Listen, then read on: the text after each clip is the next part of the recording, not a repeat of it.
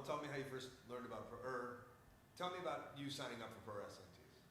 Well, usually when you do wrestling T-shirts around the country, you're either locked in with a one company deal or the big Fed deal or something else. And the guys on the whole with wrestling T-shirts, first of all, you don't get good quality stuff. And second of all, you get hosed on your percentage. And for me, with the fan base that the Road Warriors and the LOD had out there, I just wanted to go more international with it.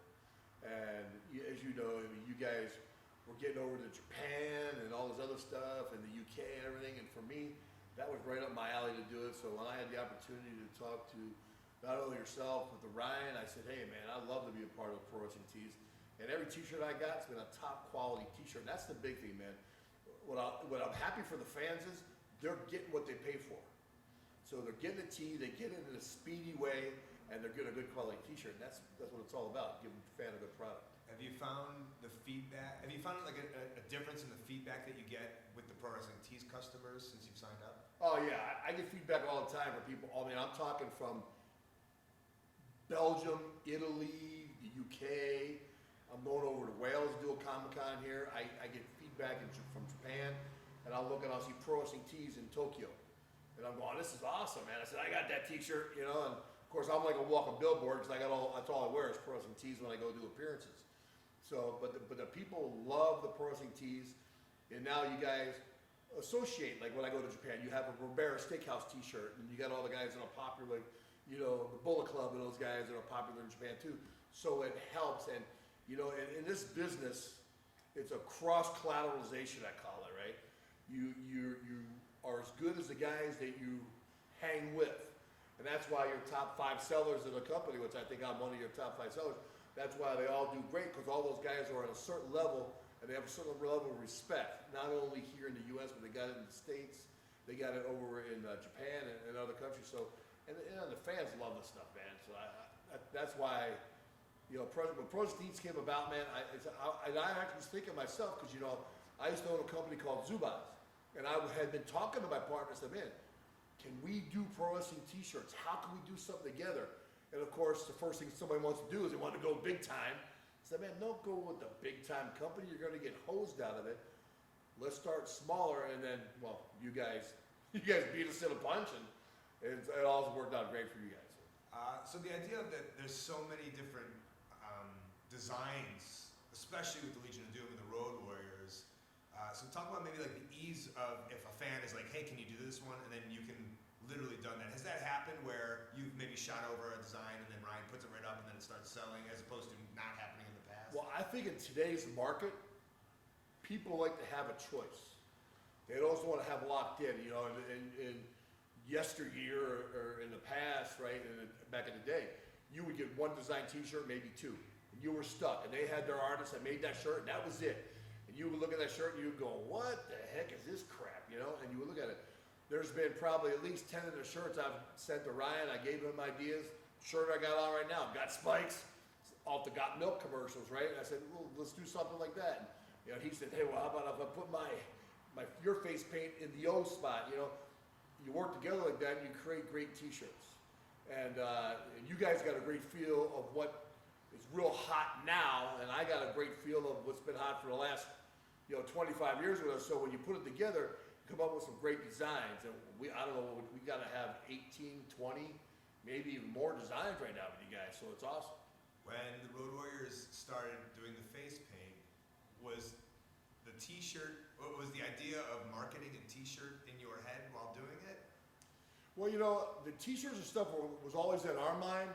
It was to try to get the big federations or the big companies to go along with your ideas. And you know the way that goes, bro. If they can't get 100% of it or 99% of it and own all of it, you're not getting nothing done. Even the guys today, they get their percentage of marketing, they all get hosed. I think they get, 0.5% of marketing, which is ridiculous, because they're out on the road beating the butt every day. As you know yourself, you're busting your hump in all these different countries and you're getting nothing. This way, you work together with it, you like the artwork together, you get to see the product that's going out, and then you're happy at the end of the day because everybody's making money, and that's what it's all about. Do you remember the first t-shirt that you ever had?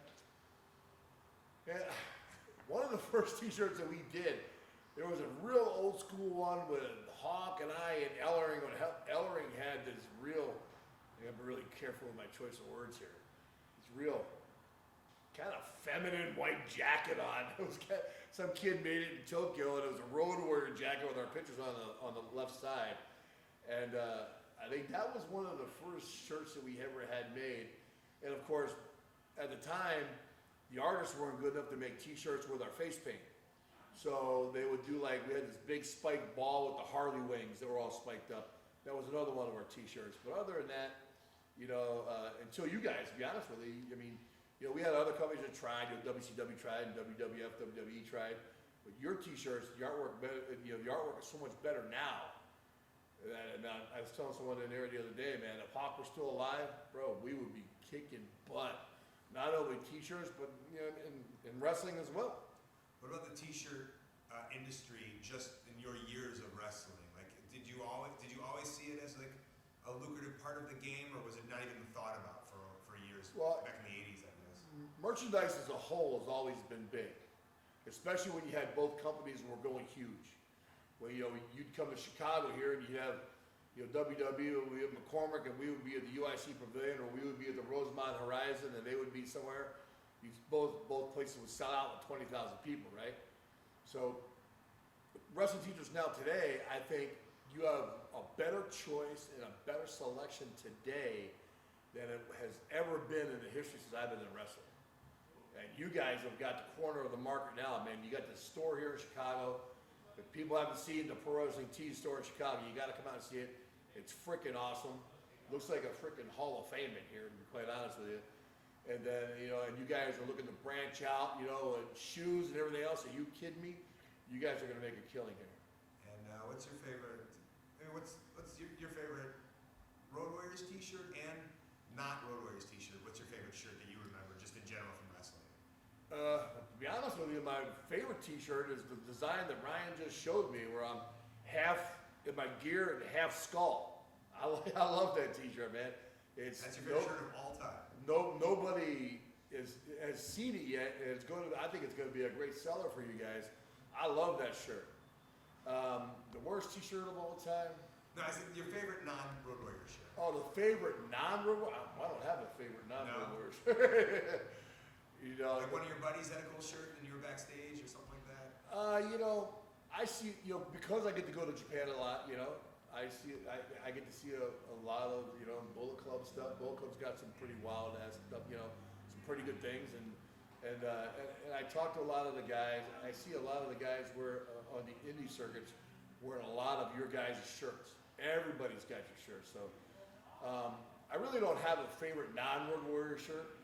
I'm a big component. It's not that I'm a mark for myself, but I like to help promote Pro Wrestling Tees and promote the Road Warrior shirts as well, you know.